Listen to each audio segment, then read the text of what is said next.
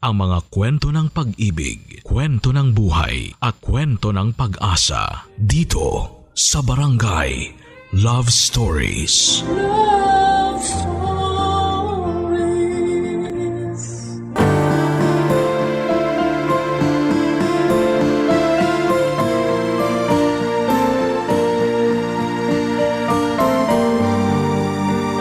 Sa bawat yugto ng ating kabataan, may mga kalokohan tayong nagawa, mga sandaling nagbigay ng saya at kulay sa ating mga alaala. Ngunit bukod sa kaligayahan ay may mga pagkakataong pagsisisi rin ang dulot nito sa atin. Ikaw, kabarangay, ano ang kwento ng kabataan mo na tumatak sa iyong buhay?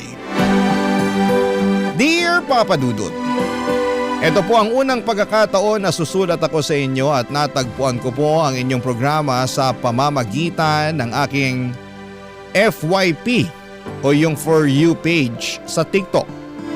At nagustuhan ko po ang kwentong ibinabahagi ninyo. Kaya't naisipan kong magpadala ng sulat sa inyo.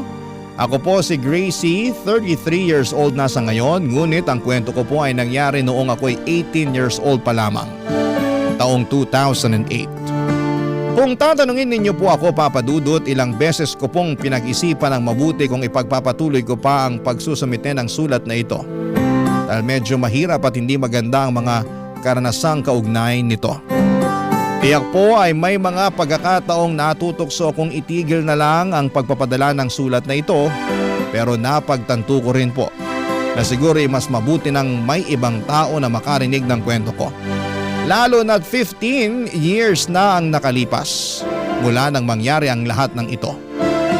Matagal ko na pong bitbit ang bigat na nararamdaman ko at hanggang ngayon ay hindi pa rin po nawawala sa isipan ko at puso ko ang mga pangyayaring yon. Nagsimula po ang lahat ng maging mag-best friend kami ng kaklase ko noong first year high school, si Megan.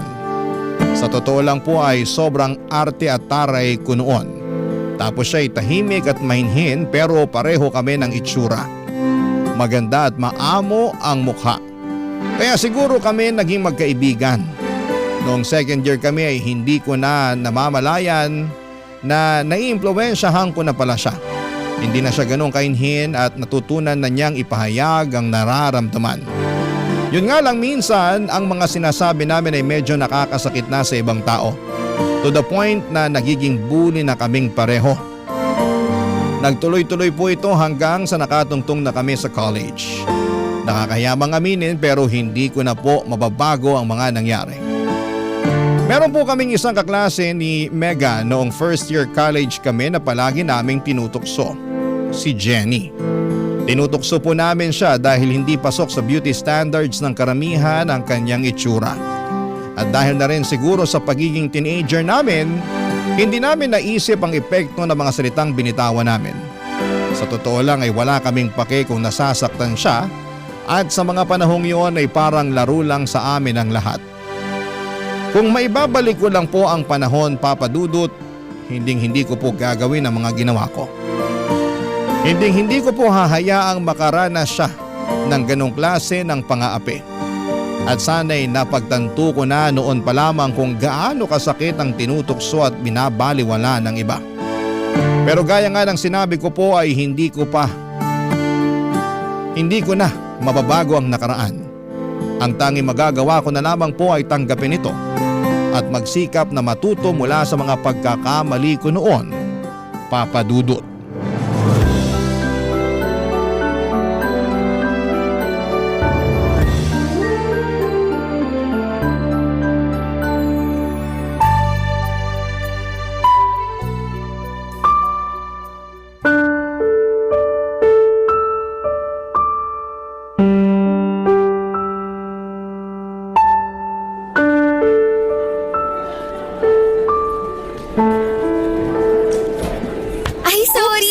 Sinasadya ko. Gracie, Megan.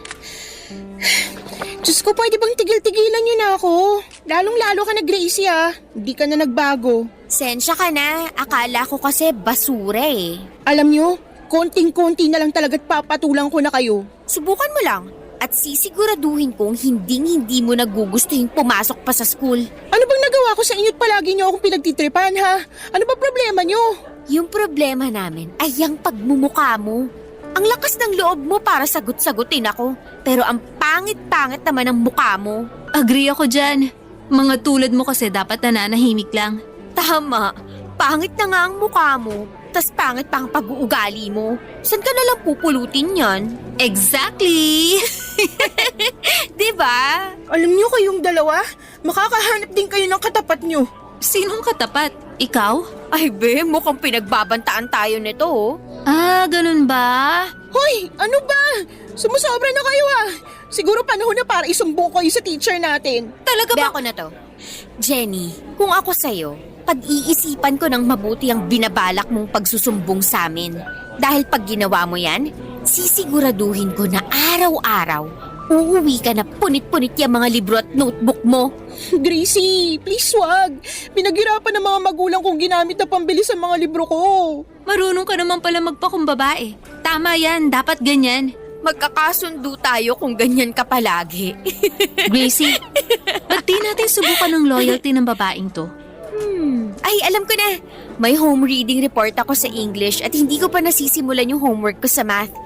Jenny, ikaw na kaya gumawa nun? Pwede mo naman akong tulungan, di ba? Ano? Pero bukas ng deadline nun ah. Hindi pa nga ako tapos sa home reading report at assignment eh. Ay be, pumapalag. Hoy Jenny, gagawin mo yung inuutos ko sa'yo o pagsisisihan mo na dito ka pa nag-enroll? Siguro oras na nga para isumbong ko kayo sa principal. Sige, gawin mo. Pero siguraduhin mo lang na may dala kang bala sa gera na to. Kasi kapag ginawa mo yan, pinapangako ko sa'yo na mawawala yung scholarship mo. Anong ibig mo sabihin?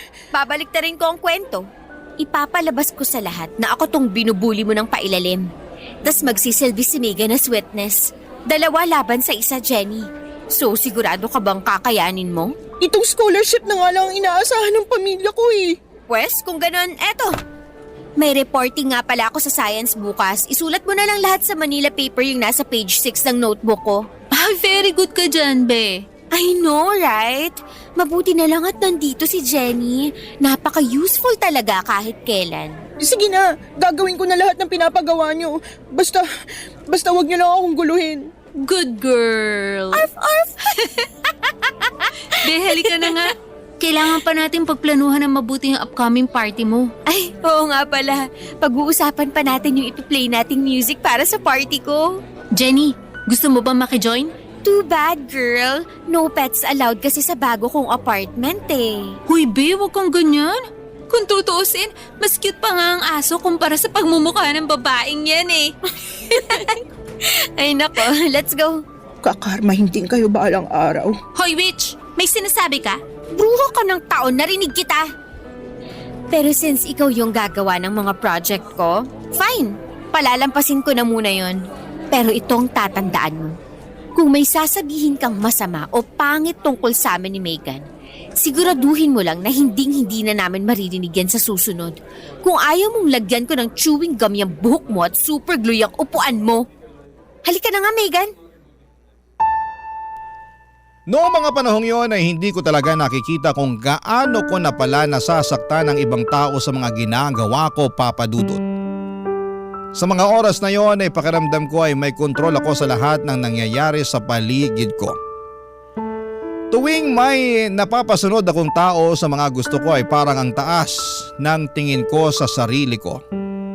Pakiramdam ko ang lakas ko at parang napaka-powerful ko kasi kaya kong gawin ang lahat ng gusto ko at makuha ang lahat ng gusto ko. Para bang tuwing magagawa ko yung mga bagay na gusto ko ay feeling ko mas mataas ako kesa sa kanila. Ang mga tao ay para bang sila yung mga tools na pwede kong gamitin para mapatunayan sa sarili ko na may power ako. Lalo na kapag hindi agad-agad sumusunod ang isang tao. Doon ako nakakaramdam ng mas malaking challenge. Parang gusto ko pa silang subukan hanggang sa wala na silang magawa kundi ang sumunod. Ginigiit ko pa talaga. Ginagawa ko ang lahat ng paraan hanggang sa bumigay na sila. Akala ko noon, Papa Dudut, eto ang paraan. Para mapatunayan ko na may lakas at halaga ko. Pagkatapos ng usapan namin ni Jenny ay napagdesisyonan kong magpa-party sa bago kong apartment. Sobrang saya ko noon kasi nararamdaman kong malaya ko. Nagagawa kong lahat ng gusto ko, walang pumipigil sa akin kasi nga yung mga magulang ko ay nagtatrabaho abroad. Kaya't ako lang ang namamahala sa bahay. Pinapadalhan lamang nila ako ng pera para sa allowance sa tuition ko. Kaya parang wala na akong iniintindi kundi ang mag-enjoy at mag-party. Ang feeling ko noon ay walang makakapigil sa akin at ang saya-saya ko na walang restrictions. Kaya naman todo enjoy ako at feeling ko ay parang ang saya ng buhay ko. Sobrang excited ko noong gabing yon kasi halos 20 kaibigan ko ang in-invite ko. At syempre kasama doon si Megan, yung pinaka-close kong kaibigan. Nagpa-games ako, nagpainom at halos lahat kami ay super saya, papadudot. Walang tigil ang tawanan at kwentuhan. Ang ingay namin sa apartment pero parang okay lang dahil lahat kami doon ay parang walang pakialam sa mundo. Walang iniintindi kundi ang mag-enjoy at magsaya sa gabing yon. Ang saya ng atmosphere kasi feeling ko ay nasa tuktok ng mundo ako.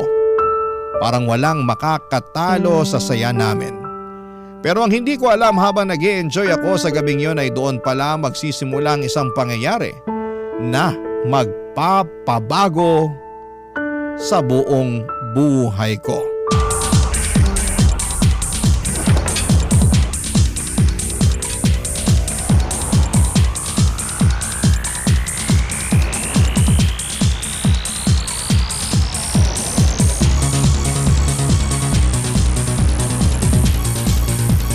Mag-enjoy lang kayo dyan ha. Kung gusto nyo pang uminom, marami pang drinks dun sa ref at icebox. Be, mukhang success tong party mo ah. Ako pa ba? Napakaswerte mo. Nasa ibang bansa ang parents mo. Diba? Be, feeling ko ang laki ng nagastos mo sa parting to. Atin-atin lang to ha. Pinapalitan ko yung amount sa tuition fee natin para may extra pa akong pang-gimmick at pang-chibog. Hala, gaga ka! Paano mo nagagawa yun? Simple lang. Pinapa-photoshop ko yung statement of account natin dun sa taga-internet cafe na may crush sa akin. Ikaw na talaga. Cheers tayo dyan! Come on! Be, ano yun? Naku, kapitbahay mo yata yan. Ay, oo. Yan yung matandang nakatira sa tabi ng apartment ko. Nakita ko siya nung first day ko dito. Nag-iisa lang yan, walang kasama sa apartment. Parang wala naman yatang magawa si Lola. Hayaan mo na, titigil din yan. Anyway, balik tayo. May gusto pala sa akin yung nakabantay sa internet cafe, tapos… Hala, galit na yata. Be, hinaan na lang kaya natin yung music. Tapos ano? Magiging boring tong party ko dahil lang sa kapitbahay ko na nuknukan ng killjoy? That's it! Hoy, saan ka pupunta? Pagsasabihan ko lang yung matandang yan. Palibasa hindi nakaka-relate si Lolang uugod-ugod sa mga parties tulad nito. Ano ka ba? Wag na! Dito ka na lang. Pahinaan na lang natin yung music para wala nang gulo. Kung natatakot ka sa matandang yon, pwes ibahin mo ako. Dito ka lang, magtutuos kami ng bruhang yan. Check mo na lang yung ref kung marami pang beer. Tatamaan na talaga sa akin yung matandang yan. Uy, ano to ha? Nakakatanggap pa rin ata ng love letter si Lola hanggang ngayon. In fairness sa matandang yun, may asim pa. Mabuksan nga. From blah blah blah. Contact number. Ay, alam ko na. Huli ka, Balbon.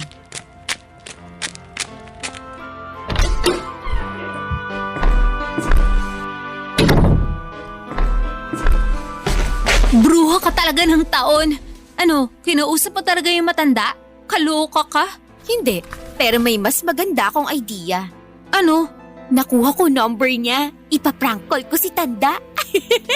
Galing ko, di ba? Ako na talaga. Huwag mo na lang kayang ituloy yan, be. Sayang lang sa load yan.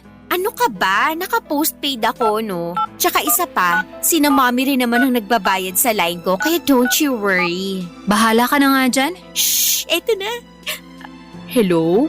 Hi! Si Melissa po ito. Customer service po kami ng isang matchmaking website. Natanggap po namin ang pinadala niyong email and we are glad to inform you po na may nakita kami na kamatch mo. Huy! Shh! Paniwalang-paniwala siya. Ang matchmaking service po ay isang service na tumutulong sa mga tao para maghanap ng romantic relationships o hindi kaya marriage partners. At base po sa pinadala sa amin na description nyo, may nakuha po kaming perfect match just for you. Babe, balik na lang tayo sa sala. Uminom na lang tayo. Nawawala na amats ko eh. Huwag kang maingay, be. Sandali na lang to. Puro ka talaga kalokohan. Ano po yon? Hindi po kayong nagpadala ng information nyo sa amin? Baka naman po kamag-anak o hindi kaya apo nyo ang nagpadala ng info nyo sa amin. Hindi kayo interesado? Sayang naman po kasi may nakita po kaming match nyo dito. Puti ang buhok, malaki ang tiyan, uugod-ugod with a little touch of ulyanin, and most importantly, konti na lang ang natitirang oras sa mundong ito. Be, palampasin mo na nga yung matandang yan. Wala naman tayong mapapala dyan eh. Alam nyo na kung sino ang tumatawag sa inyo? Pwes mabuti naman at na-figure out mo na rin sa wakas. Hoy, matandang uugod-ugod na naging first pet ang dinosaur. Ang kapal naman ata ng pagmumukha mo para tawagin akong Bratinela. Subukan mo lang talaga na hampasin ulit tong pader at talagang ikakalat ko tong number mo sa mga naghahanap ng textmate. Diyan ka na nga! Ay, na-stress ako sa matandang yun ha. Halika na nga, let's drink some more! Noong gabing yon, akala ko ay susugurin ako ng matanda sa apartment ko, Papa Dudut. Pero pagkatapos ng phone call na yon ay bigla na lang tumigil yung mga kalampag sa pader. Kaya naman tuluyan ko nang na-enjoy ang party ko.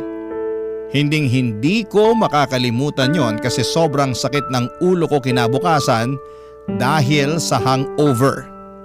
Pero ang nakakagulat ay hindi ko na nakikita ang matanda, Papa Dudut. Kadalasan kasi nakikita ko pa siyang dinidiligan ng mga halaman niya o nagwawalis sa harapan ng pintuan niya. Pero ngayon ay wala na.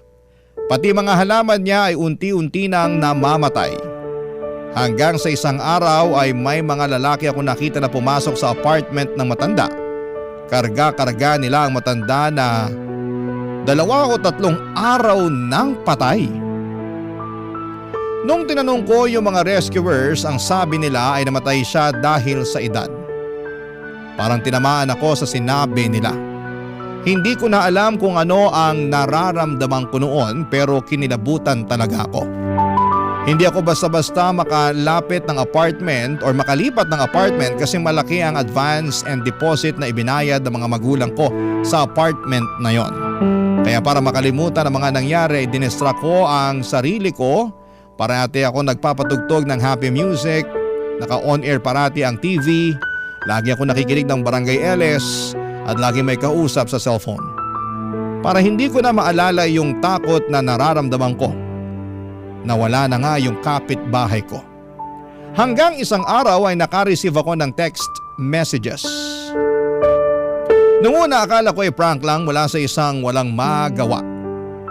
Pero yung mga mensahe parang may koneksyon. Mga salitang magpakabait ka na. Hindi maganda yung mga nagawa mo. At may panahon ka pa para magbago. Kinilabutan ako, Papa Dudut. At lalong mas kinikilabutan tuwing binabasa ko yung mga text. Para bang may malamig na hangin na dumadaan sa katawan ko. Na parang nagpatigil sa lahat ng galaw ko. At biglang may kumalabit sa likod ko. Yung pakiramdam na parang may presensya na nakatayo sa likuran ko. Pero paglingon ko ay wala naman akong makita. Yung kilabot na sumanib sa katawan ko ay parang hindi ko matanggal. At tumagos sa buto ko. Barangay Love Stories. Barangay Love Stories. Papa Dudut, hindi po ako yung tipo ng tao na basta-bastang naniniwala sa mga multo. Kinausap ko na si Megan tungkol sa mga disturbing na text messages na natatanggap ko. Sinabi niya na i-block ko na lamang yung number para hindi na ako maharas. Pero tuwing binablock ko ito ay may natatanggap pa rin akong parehong klase ng mensahe. Pero galing sa iba't ibang phone number at tuwing sinusubukan kong tawagan yung number na nagpapadala sa akin ng mga strange messages ay hindi na rin po ito na ko-contact. Hindi ko rin kayang palitan or itapon ang SIM card ko ng panahong yon kasi naka-postpaid ako o mas kilala noon bilang Line noong 2008. Pareho naming naisip ni Mega na isang tao lamang ang may pakana ng lahat ng ito. Si Jenny. Binabalikan niya kami at ginagantihan kami sa lahat ng mga pang-aapi na nagawa namin sa kanya. At syempre naisip din namin kung paano niya nakuha ang number ko. Kasi syempre hindi ko naman siya binigyan ng number ko. Pero nang nag-usap kami na pagtanto namin ni Megan na may social media si Jenny noong mga panahon na yon at madalas pa naming nilalagay ang mga phone number namin sa social media para makahanap ng textmate o sumali sa mga text clan. Hindi nga kami friends ni Jenny pero public naman ang mga info ko sa social media. Nagtaka kami kung paanong posibleng nalaman ni Jenny ang nangyari sa matanda na kapitbahay ko.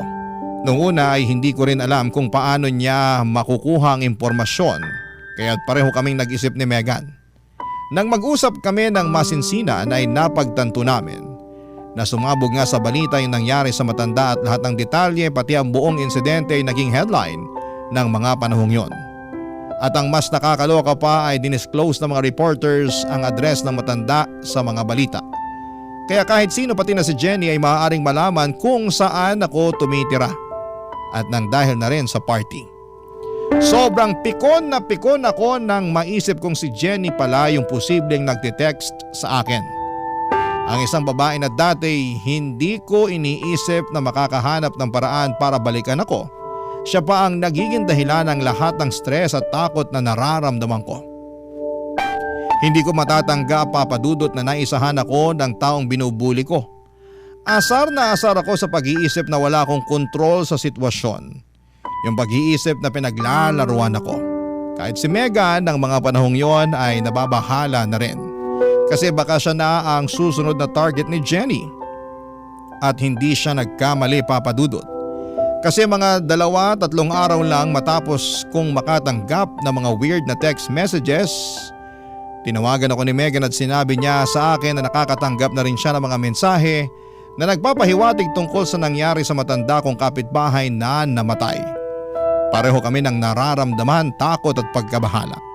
Kasi ang mga mensahe na yon ay mas personal at mas disturbing at malinaw na may koneksyon sa mga nangyari sa buhay namin. Nagpapakita ito ng mga detalye na wala dapat nakakaalam at nagdudulot lang ng higit na takot sa amin. Si Megan na dati ay hindi masyadong bothered ay nagsimula ng mag-alala ng malalim.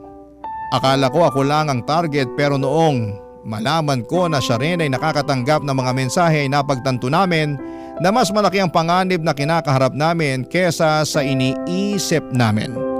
Kaya hindi na kami nagdalawang isip ni Megan na sugurin at kumprontahin si Jenny, papadudot.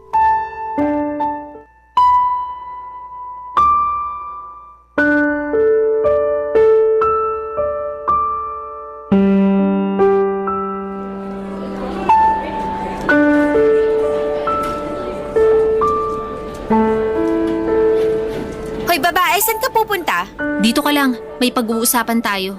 Tungkol saan na naman ba to? Huwag kang magmaang-maangan. Hindi bagay sa pangit mong pagmumuka. Alam mo kung ano yung tinutukoy namin. Umamin ka na. I swear, wala akong ginagawa at wala akong alam. Yung mga weird text messages na natatanggap namin, alam kong pakanamong lahat ng yon. Ang kapal na mukha mo. Kung may gusto kang sabihin sa amin, sabihin mo sa amin ng diretso. Hindi yung kung ano-ano pang tinitext mo sa amin. Naaalala mo last week, nung pabulong mo kaming pinagbantaan na kakarmahin din kami balang araw, ha? Eto na nga ba yung karmang sinasabi mo, ha? Umamin ka na lang, Jenny. Kasi hindi magtatagal, malalaman din namin yung totoo. Babalatan na talaga kita ng buhay babae ka. Nanggigigil ako sa'yo, magsalita ka. No offense pero bakit ko naman kayo pag-aaksayahan ng load? At isa pa, wala akong number nyo. Kaya please lang, tantanan nyo na muna ako. 10 minutes na lang bago matapos ang break ko. Kailangan ko pa mag-CR. Ang kapal talaga ng mukha ng babaeng yan. So, paano natin malalaman ngayon na siyang may kagagawa ng mga text messages kung ayaw niya namang umamin? Yun nga din ang iniisip ko eh. Ah, alam ko na. Ano? Pumunta tayo ng albularyo. Nagpapatawa ka ba? Kasing weird mo na rin yung Jenny na yun eh. I guess nakakahawa rin pala yung pagka-jologs ng babaeng yun. Seryoso ako ha. Alam mo ba yung pinsan ko? Nawawala ng gamit sa boarding house. Pumunta siya sa albularyo. Tapos nung kumonsulta siya doon niya nalaman na yung palang roommate niya ang nagnanakaw ng mga gamit niya. Be, common sense lang yan. Hindi yan dahil sa magic ng albularyo. Iisang tao lang ang kayang magnakaw ng gamit ng pinsan mo. At malamang, yung roommate niya yun. Kahit sino kayang i-figure out yan, kahit bobo pa. Be, sa tingin mo may choice pa ba tayo ha? Ito na lang ang natitira nating paraan para matigil na tong kalokohang to. Whatever. Sige, fine. Ipagpalagay na natin na pupunta nga tayo sa albularyo. Pero saan naman tayo maghahanap ng albularyo? Don't worry, pwede kong tawagan yung pinsan ko anytime. Sigurado ako may address siya ng albularyong pinuntahan niya. Kung gusto mo, tatawagan ko na siya ngayon din. Tapos diretso na tayo sa albularyo pagkatapos ng klase. Mukha pa ba akong may choice? Sige na nga, tawagan mo na. Oh, ito na. Hello, Kaz? Oy, kumusta ka na? Long time no talk. Hala, nakakaingit naman. Pero congratulations pa rin. In fairness sa'yo ah. Tingnan mo tong babaeng to. Hoy, yung address. Ay, oo nga pala, Kaz. Naalala mo pa ba yung kwento mo sa akin last year? Tungkol dun sa pinuntahan mo na albularyo? Loka-loka, hindi ako sinasaniban. Kailangan ko kasi yung address ng albularyo, Kaz. Uy, salamat. Maaasahan ka talaga. Wait lang, kukuha ko ng papel. Eto, yan, sulat mo dyan. Okay. 243 Narciso Street. Okay. Salamat. Okas, tatawagan na lang kita ulit mamaya ha. Matatapos na kasi break namin eh. Sige, Kaz. Bye. Ito naman, sobrang mainipin. Kaloka. Eh paano kasi chismis ka ng chismis? Matatapos na ang break, hindi mo pa rin nakukuha yung address. Okay na, chill ka na, be. Ito na nga, oh. Sandali lang, paano nga ba tayo matutulungan yung albularyo na yan, ha? Hindi rin ako sigurado eh. Pero ayon sa kwento ng pinsan ko, may pinapatak daw na wax ng kandila sa planggana na may tubig. Tapos, yung wax na galing sa kandila, nagiging kahugis ng tao o nung elemento na gumagambala sa'yo. Paminsan-minsan, may mga pinapasuot o pinapainom din sila sa'yo para daw layuan ka na ng mga masasamang elemento o masasamang loob. Ay, it seems like wala na talaga akong choice. Whatever, papatulan ko na tong kachipan na to. Grabe ka naman, be. Malay mo, baka makatulong sa atin to, di ba? Sana nga. At sana lang wala silang ipapakain o ipapasuot sa akin na kung ano-ano. Kadiri! Can you imagine? Ang arte mo naman, be. Ikaw na nga tong minumulto eh. Gaga, hindi totoo ang multo. I'm sure na pinaglalaruan at pinapaikot lang tayo ng Jenny na yan. Be, chika na lang tayo mamaya. Babalik na ako sa upuan ko. Sige, aabangan kita mamaya sa locker mo pagkatapos ng klase. Sabay tayong aalis ng school. Noong na-dismiss na ang klase, agad kaming pumunta ni Megan sa albularyo. Habang naglalakad kami papunta roon ay pareho kaming kabado kasi hindi namin alam kung ano ang sasabihin ng albularyo. Laking gulat namin nung sinabi ng albularyo na may matandang babae na sinusundan daw kami. At hindi raw ito matatahimik hanggat hindi nito nakukuha ang hustisya.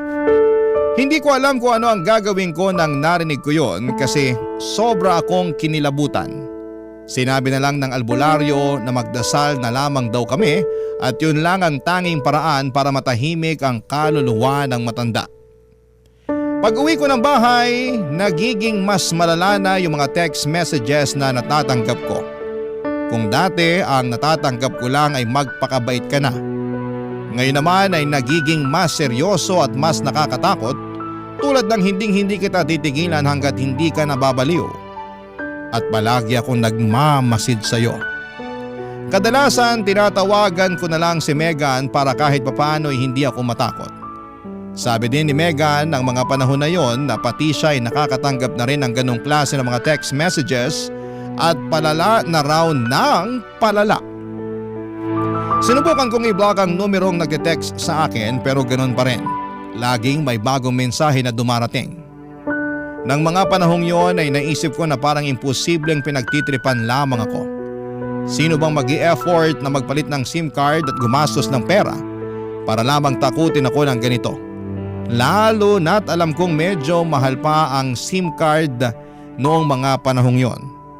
Kaya kahit ako ay unti-unti ko nang naiisip na baka nga may katotohanan yung sinabi ng albularyo sa amin. At baka nga ginugulo kami ng matandang nakaaway ko. Pakiramdam ko noon ay parang may puwersa sa likod ng lahat ng ito. Isang bagay na hindi ko kayang kontrolin o maipaliwanag. Para bang may matinding galit na naghihintay lang na magpakita sa akin, Papa Dudut. Jenny, halika dito! Bilisan mo! Anong kailangan niyo sa akin? Papatayin mo ba talaga kami sa takot ha? Tumigil ka na! Sa totoo lang hindi ka na nakakatuwa. Oo, alam namin naging masama kami sa'yo. Pero parang sobra-sobra naman yata tong ginagawa mo sa amin ngayon. Una sa lahat, wala akong ginagawa sa inyo. At pangalawa, sa tingin niyo ba na may mas malala pa sa ginagawa niyo sa akin ngayon? Mahal ko yung studies ko. Pero nang dahil sa inyong dalawa, unti-unting nawala yung determinasyon at drive ko na mag-aral. Aminin mo na lang kasi na talagang may kinalaman ka sa mga messages na natatanggap namin. Wala akong kailangang aminin kasi wala naman akong ginagawang masama sa inyo. Sige, ganito na lang. Titigilan ka na namin ni Megan kung titigilan mo na rin ang kakatext sa amin. Agree ako dyan. So ano na, Jenny? Hindi naman kayo nakikinig sa akin eh. Hindi nga ako nagte-text sa inyo. Alam mo ikaw, artista ka rin eh. Patingin na lang kami ng cellphone mo. Ano?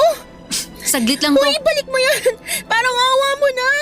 Wala kaming ibabalik sa'yo hanggat hindi mo sinasabi ang totoo. Akin na yan! Wala kayong karapatan para gawin sa akin to! Bakit sobrang defensive mo kung wala kang tinatago? Hoy Jenny, wala kaming balak kunin yung cheap mong cellphone.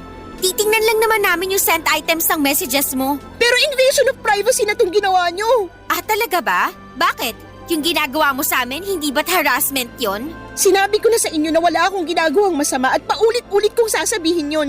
Tigilan nyo na ako! Ibalik nyo na sa akin yung cellphone ko! Gracie, may pin code yung cellphone niya. Pambihira. Hoy Jenny, ibigay mo sa amin ang pin. Wala akong ibibigay sa inyo. Talaga ba? Paano kaya kung basagin na lang namin tong cellphone mo para matigil ka na sa kakatext mo sa amin ni Megan? Huwag mong gagawin yan, please! Pinag-ipunan ko cellphone na yan! Ibalik nyo na lang sa akin yan, please! Parang awa nyo na! Okay. Pero sisirain na lang namin tong SIM card mo. Gracie, please! Nagmamakaawa ako sa inyo! Megan, ibalik mo na yung cellphone niya. Ha? Bakit naman, be? Ibalik mo na lang. Sige na nga. O, yan na. Maniwala kayo, hindi ako nagte-text sa inyo. Wala akong hinaharas na tao. Hindi ako katulad nyo. Be, bakit mo naman ginawa yun?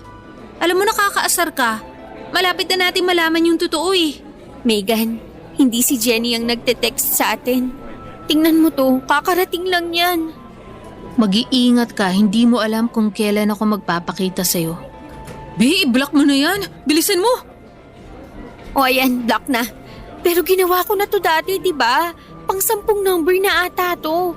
Pero sigurado ako na iisang tao lang ang nasa kabila ng lahat ng to. Ang tanong, tao nga ba talaga ang may gawa niyan o multo? Mas lalo akong kinakabahan sa mga pinagsasasabi mo eh. Gracie, isipin mo to na mabuti ha. Kung buhay pa yung matandang babae na inaway mo, sigurado ko yung mga message na natatanggap mo, yun din ang mga sasabihin niya sa'yo. Alam mo, nakakatakot mang aminin, pero parang naniniwala na ako sa mga sinabi ng albularyo sa atin. Be naman eh, ito na nga ba ang sinasabi ko? Dapat kasi hindi mo na ginulo yung matandang nakaalitan mo. Tingnan mo tuloy, minumulto ka na. Nandito lang ako sa likuran mo. Ay, alam mo, mabuti nga sa matandang yun at wala na siya. Kung ano mang nangyari sa kanya, deserve niya yun. Isang gabi ko lang siya inabala pero ako halos 1 week niya na akong hindi pinapatulog ng mahimbing. Gustong gusto ko nang palitan ng cellphone at SIM card ko ng panahong yon, Papa Dudut, pero dahil nga na naka-postpaid ako at nakapangalan pa kay Mommy ang cellphone at plan ko ay wala akong magawa. Kung may sarili lamang akong pera ay matagal ko nang iniwanan yung apartment na yon, pero hindi ko din magawa kasi natatakot ako na baka hindi na ako pagkatiwalaan ni na Mommy sa mga perang pinapadala nila sa akin kapag umalis ako. Kaya't wala akong nagawa kundi ang lunukin at tiisin ang kaba at takot tuwing nakakatanggap ako ng mga mensahe. Akala ko noon ay wala nang mas lalala pa sa mga natatanggap kong messages, pero nagkamali ako. Sobra. Umabot na sa puntong nakakatanggap ako ng mga mensahe tulad ng ipaparanas ko sa iyo ang buhay sa ilalim ng lupa at mararamdaman mo na rin ang init ng impyerno. Parang wala na akong ligtas at kahit na anong gawin ko ay hindi ko pa rin maiiwasan ang mga mensaheng yon. Gaya ng dati pinipilit kong i-block ang mga numbers pero wala pa rin po itong epekto. Kasi patuloy pa rin dumarating ang mga mensahe mula sa iba't ibang number. Hindi ko na rin pwedeng pagbintangan si Jenny. Kasi nakita ko naman kung paano dumating yung text message sa phone ko habang hawak namin ni Megan yung cellphone niya nung panahong yon. Kaya doon ko na talaga na lamang tinanggap na ginugulo na ako ng matanda kong kapitbahay. Dahil doon ay sinimulan ko na magtirik ng kandila sa labas ng dating apartment ng namayapang kapitbahay ko. Gabi-gabi na rin po akong nagdarasal na sana'y matahimik na ang kaluluwa niya at tigilan na niya ako. Papa Dudut, ang bawat dasal ko ay umaasa na sana'y marinig niya at magbago na ang lahat. Napapraning na rin po ako tuwing nasa kwarto ako kasi tuwing tinititigan ko ang pader ng bedroom ko ay naaalala ko kung paanong walang patid na pinaghahampas ng matanda yung pader para lamang tumigil ang ingay nung unang party ko dito. Papa Dudut, mas lalo ako nasiraan ng bait nung isang beses. Habang nag-aaral ako ay biglang may narinig akong sobrang lakas na kalabog mula sa katabing apartment na noong panahon na yon ay bakante na. Nung hindi ko pa sigurado kung ano yung ingay kaya't unti-unti ko nilapitan ang pader ng kwarto ko para matiyak ang narinig ko. Ilang segundo lang, dito ko na nga narinig at naramdaman ang napakalakas at nakakagimbal na paghampas ng pader. Parang hampas ng isang kaluluwa na galit na gustong iparating ang matinding puot niya sa mundong noong nabubuhay pa lamang siya, Papa Dudut. Barangay Love Stories. Barangay Love Stories. Halos masiraan ako ng bait at mabaliw sa takot, Papa Dudut. Kaya tuwing natutulog ako nung araw na yon at sa mga sumunod pa na araw ay nilalakasan ko na lamang ang TV at gumagamit na lamang ako ng earphones at MP3 player para kahit papaano ay matakpan ang lahat ng tunog at ingay sa paligid. Yung cellphone ko ay lagi nang naka-silent mode o kaya naman ay pinapatay ko. Pero may mga pagkakataong kailangan ko na itong i-on kasi may mga text si Mommy at Daddy na nangungumusta. Pero tuwing binubuksan ko ang cellphone ko ay parang sabay-sabay na dumarating yung mga mensahe na iniisip ko ay galing pa rin sa matandang nakaalitan ko. Yung mga text na para bang hindi lang siya nananakot, kundi parang may galit na gustong magpakita. Hindi ko rin kayang makitulog sa bahay ng kaibigan kahit na sobrang taas ng pride ko noong mga panahong yon. Mas pipiliin ko pang matulog sa kwartong puno ng mga multo kesa tumuloy sa isang bahay na hindi ko naman pag-aari. Hindi nga nagtagal, imbes na normal na text messages ang matanggap ko, this time ay nakaka-receive ako ng mga picture message o mas kilala sa tawag na MMS. Para sa mga kabarangay ninyo na hindi magets, Papa Dudut, ang MMS is short for multimedia messaging. Ito ang pinakasikat na way para makapagpadala ka ng mensahe na may picture or sound. Ito yung uso dati nung wala pang Facebook Messenger. Going back po sa mga nangyari sa akin ng gabing yon ay nakatanggap ako ng MMS ng isang litrato ng mukha ng babae. Galit na galit at parang may masamang balak. Ang mga mata niya ay parang sasabog sa galit At yung itsura niya kahit sinong makakita noon ay siguradong matatakot. Sobra akong nashock at kinabahan. Kaya naman tinawagan ko kaagad si Megan. Kinuwento din sa akin ni Megan na pati siya raw ay hindi na nakaligtas sa mga mensahe. Nakatanggap si Megan ng MMS na may litrato ng apoy at kalansay. Grabe. Kinilabutan ako nang marinig ko yon, kaya nagdasal na lamang ako ng taimtim at nag-isip na sana'y tumigil na ang lahat ng ito. Nang mga panahong yon ay may bigat sa dibdib ko na hindi ko kayang ipaliwanag. Yung pakiramdam na may madilim na anino na patuloy na sumusunod sa amin. Na hindi ko alam kung kailan o paano ito magwawakas. Kung may tao man na makakaintindi sa pinagdadaanan ko ngayon, yun po ay si Megan. Kaya ng gabing yon ay in-invite ko si Megan na dalawin ako sa bahay, Papa Dudut.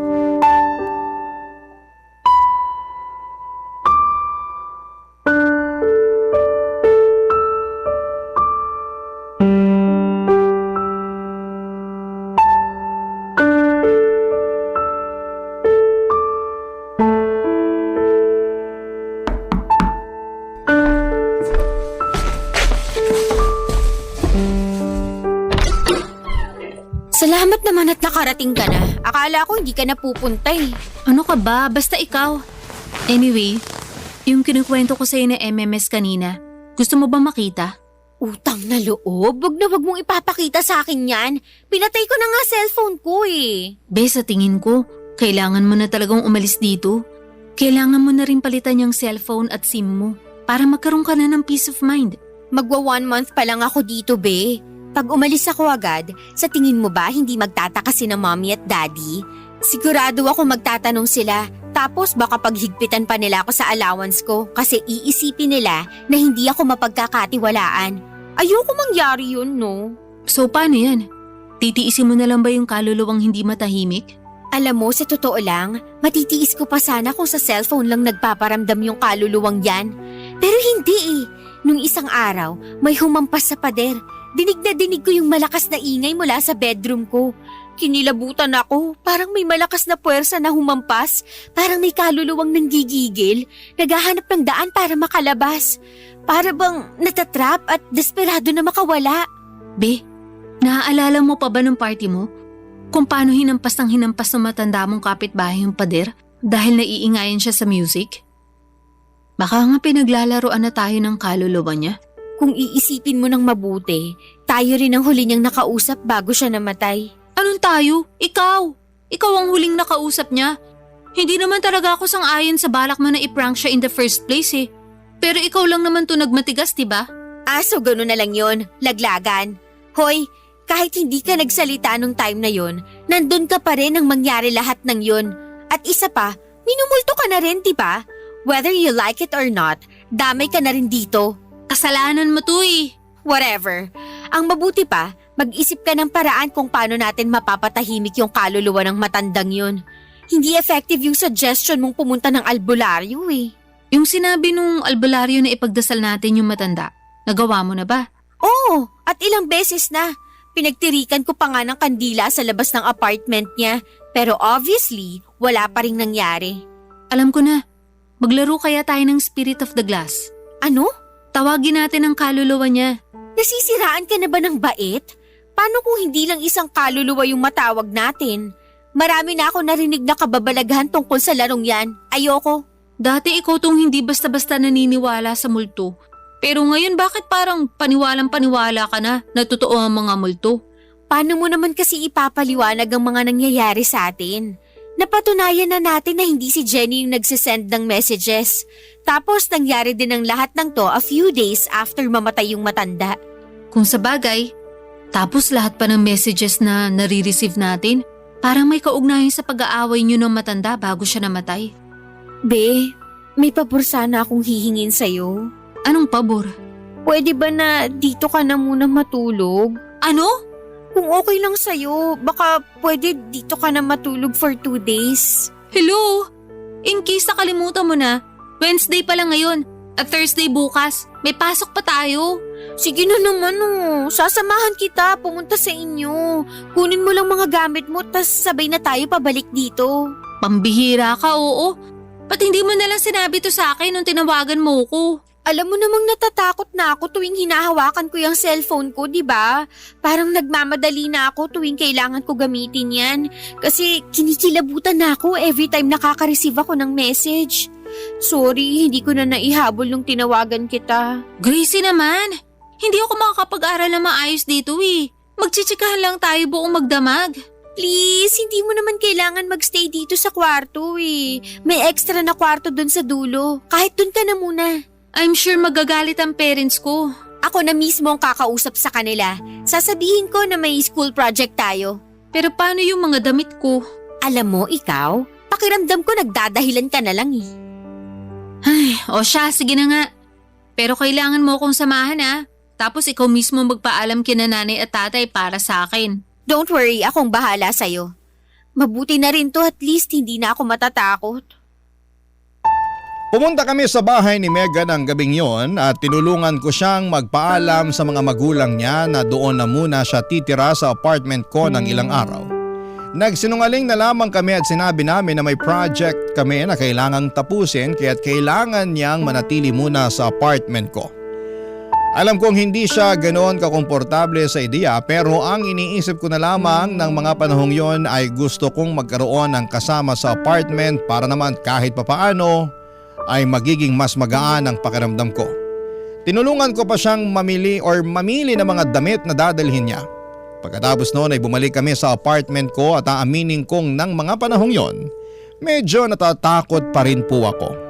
Hindi ko alam kung ano ang naghihintay sa amin. Anong klase ng presensya ang patuloy na magpaparamdam. Ang mga text messages, yung kalabog sa katabing apartment, lahat ng yon ay parang nagsisiksikan sa utak ko. Pero kahit papaano at least may kasama na ako. Hindi ko na kailangan pang mag-isa sa lahat ng takot at kaba. Naisip ko na kahit papaano may kasamahan na ako sa pagtahak sa hindi ko kayang ipaliwanag. Alam kong sinabi ko na kay Mega na sa extra na kwarto siya matutulog sa apartment ko pero nang makabalik kami ay hindi ko kinayang magstay na mag-isa sa kwarto ko. Hindi ko kayang tignan yung pader na malapit sa kama ko.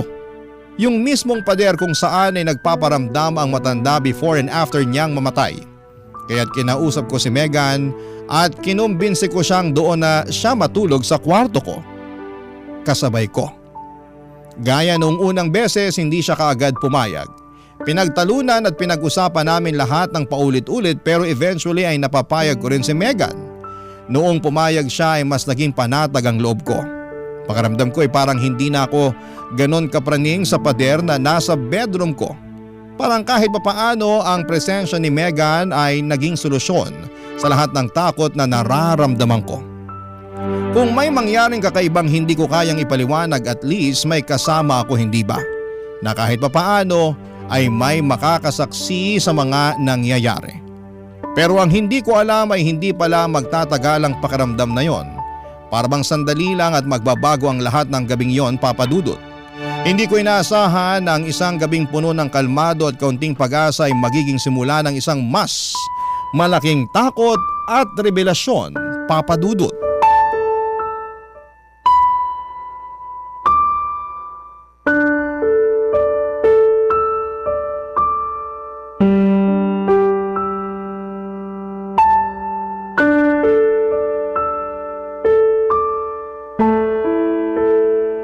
O ayan na, pumayag ka na, wala nang bawian. Alam mo kung anong hindi ko magets? Kung natatakot ka naman pala na matulog sa kwartong to, ba't hindi ka nalang lumipat dun sa extra bedroom? Hello? Nakita mo na ba yung kwarto na yun? Mukhang bodega. Ayoko nga. Baka magsilabasan pa mga ipis at daga eh. Ah, ganun. So bakit inalok mo sa akin yung kwartong yun? Be naman, wala naman sana akong balak na doon ka patulugin, no? Kaya ako lang naman inalok sa'yo yung kwarto na yun kasi ikaw lang naman tong nag-aalala na baka hindi ka makapag-aaral ng maayos kung dito ka matutulog sa kwarto ko, remember? May point ka dyan. O sige na, lilipat na lang ako. Huy, ano ka ba? Wag, dito ka lang. Joke lang? Napag-usapan na natin to eh. May magagawa pa ba ako? Thank you, be. Ah, nga pala, may natanggap ka na ba na kakaibang message ngayon? So far wala. Ikaw be? Sa awa ng Diyos wala rin. Sana nga magtuloy-tuloy na para hindi na ako mapraning. Sobrang hassle kaya kasi kailangan laging naka-on yung cellphone ko in case na magpadala ng pera si na mami. Wag mo nang isipin yun. Kasi nandito naman ako eh. Be, sa tingin mo ba babalikan pa tayo ng matandang yun? Sana lang hindi na. Be, alam mo may naisip akong idea. Ano naman yun? Paano kaya kung subukan kong tawagan yung number na nagpapadala sa atin ng weird na text messages? Ha? Pero ginawa mo na yan dati, di ba? Wag mo nang gawin yun. Sayang lang oras. Tapos baka magambala mo na naman yung kaluluwa ng matanda. Be, isang beses ko lang ginawa yun kasi nga natatakot ako. Pero ngayon na nandito ka na, mas malakas na ang loob ko na gawin to. Sige, pagpalagay na natin na kaluluwa yung sasagot sa phone. Pero siguro okay na rin yun. Malay mo, may makuha tayong sagot sa mga tanong natin, di ba? Gracie, wag na. Kumalma ka nga, isang phone call lang to. Walang mangyayari sa atin, ano ka ba? Huwag ka nang kabahan dyan. OMG, ano yun? Teka lang, saan ang gagaling yun?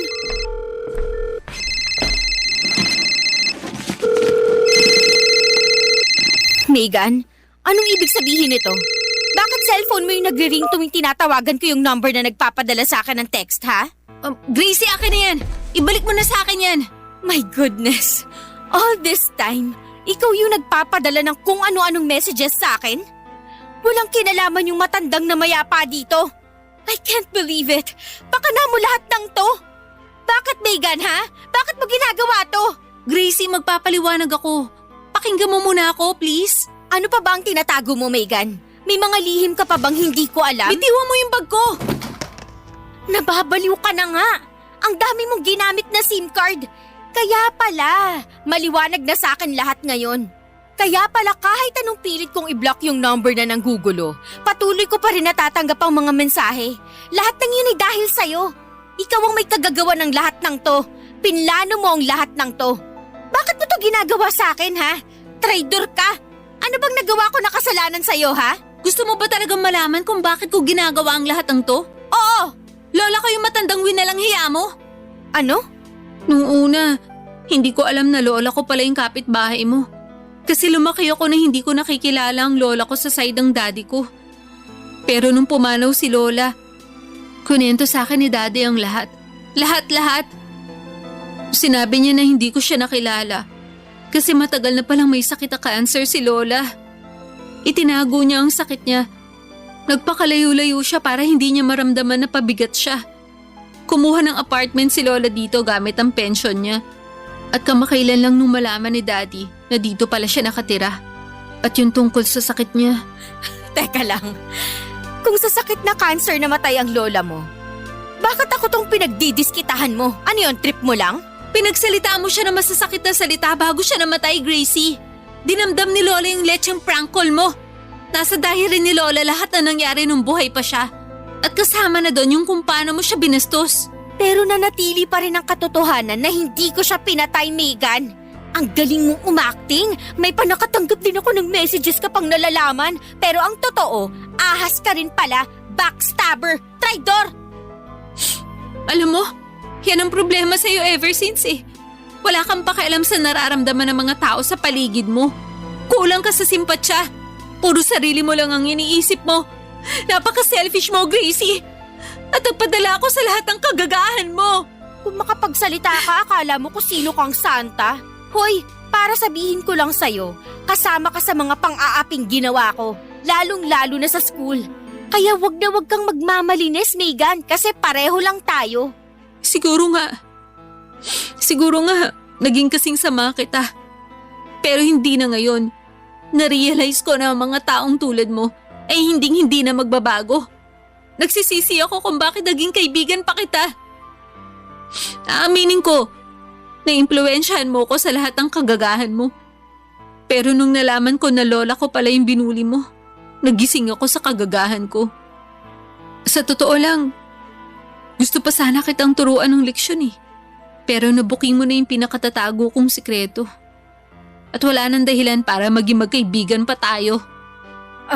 Yung kalabog sa pader, yung messages na natanggap ko nung pinagtutulungan natin si Jenny. Paano mo ginawa ang lahat ng yon, ha? Talaga ba, Gracie? Wala man lang kahit konting bahid ng pagsisisi dyan sa mukha mo. Pinigay sa akin ni Daddy yung susi ng apartment dahil ako ang inutusan niyang kumuha ng mga gamit ni Lola. At yung natanggap mong message habang binubuli natin si Jenny, binigay ko sa classmate natin yung cellphone ko. At inutusan ko siyang isend yung message sa mismong oras ng pagkikita natin kasama si Jenny. Sobra kong nawindang sa mga nangyari ng gabing yon, Papa Dudut. Alam kong marami sa ating mga kabarangay ang magagalit sa sasabihin kong ito pero hindi ko kayang baguhin ang kwento ko at magtago pa sa isang kasinungalingan. Aaminin ko na imbes na makaramdam ako ng lungkot at pagsisisi dahil lola pala ni Megan, yung pinagsalitaan ko ng masama bago ito pumanaw ay mas naging masaya pa ako. Kasi yung kalabog sa pader at mga text messages na natanggap ko ay hindi pala galing sa multo. Pero doon ko rin na-realize na yung nag-iisa kong tunay na kaibigan na matagal ko nang kasama, iniwanan ako ng ganon na lamang. Naisip ko na baka may kasalanan ako dito pero pakiramdam ko rin ng mga panahon na yon na parang wala akong kasalanan. Sobrang gulo ng mga bagay na tumatakbo sa utak ko ng time na yon. Kaya naman minabuti kong magpunta sa psychiatrist para maliwanagan ako. At doon ko nalaman, Papa Dudut, na meron pala akong narcissistic personality disorder. Isang mental illness kung saan ang isang tao ay hindi nakakaramdam ng awa o pagsisisi sa ibang tao. At kung saan nakakaranas ng saya kapag nakakapanakit pa ng iba.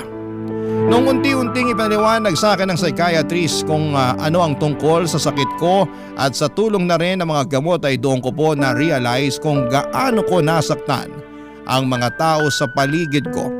Yung mga bagay na para sa akin ay maliit lang at katuwaan ay nagdulot pala ng matinding trauma at takot sa mga taong nabiktima ko. Noong nagsimula ng mag-work ang treatment ko sa aking psychiatrist ay sinubukan ko ring mag-reach out kay Megan. Pero hindi na niya ako pinatawad pa hanggang sa tuluyan na kaming naghiwalay ng eskwelahan. Sa totoo lang, ang dami ko pa ring tanong kay Megan pero mukhang hindi na masasagot ang mga katanungan ko na mga yon kasi binura na ako ni Megan sa buhay niya. Ngayon ko lang din na-realize na hindi sapat ang isang sorry para ayusin ang lahat. Kung ganun lang kadali ang lahat, edi sana matagal na nating na-achieve ang world peace. Sa kasalukuyan, isa na akong freelancer at sa totoo lang ay dito pa rin ako sa apartment nakatira. Ngunit 2 buwan mula sa ngayon ay lilipat na ako sa kondo na nabili ko sa Metro Manila. Tatalikuran ko na ang nakaraan at mga masasamang alaala at patuloy kong pagsusumikapan, Papa Dudut, na maging mas mabuting bersyon ng sarili ko. Ang inyong forever kapuso at kabarangay, Gracie. Barangay Love Stories. Barangay Love Stories. Anong say mo sa Barangay Love Stories na ito? Pagkwentuhan natin sa comment section yan. Nagustuhan ng iyong napakinggan? Ituloy yan via live stream sa www.gmanetwork.com/radio. Barangay LS 97.1 4